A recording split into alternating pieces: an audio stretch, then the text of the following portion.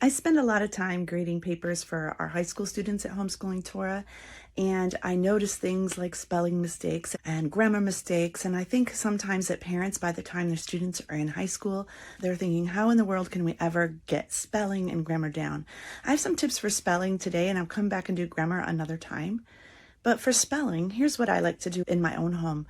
And honestly, this is from my own heart because I was not the best speller in school.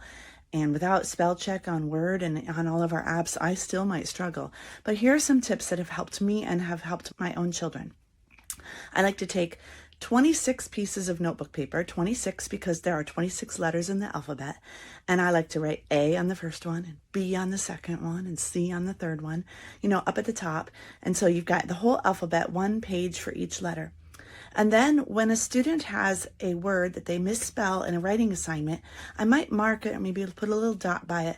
But when I'm grading the writing, I pay attention more to the content and not so much to the spelling.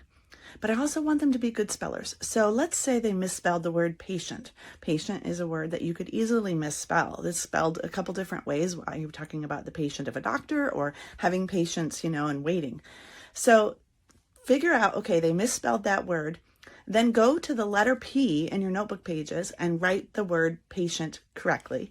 And talk to your students, say, okay, we misspelled this word. And let's say that over the course of a couple days, you found 3 or 4 words that they have misspelled. Patient was one of them, and then there's some others.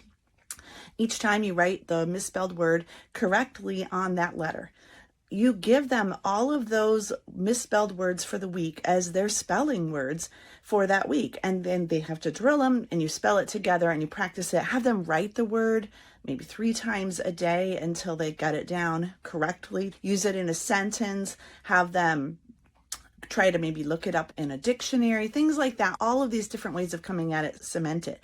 And you're going to test your child on it at the end of the week. But having them on those notebooking pages as you go over the weeks and months, you're going to add lots more words to that list. And then you can go back and you can review. So every, say, 3 to 6 weeks, you're going to have a big review week. And those are kind of handy to do on weeks where they don't have any other misspelled words. You want to go back and see if their short-term memory has put it into the long-term memory.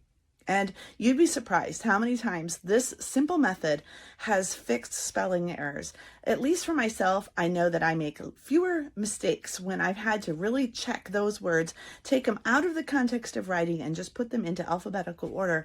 But then later when I put them back into writing, I seem to remember them. I hope this tip helped you a lot. Shalom.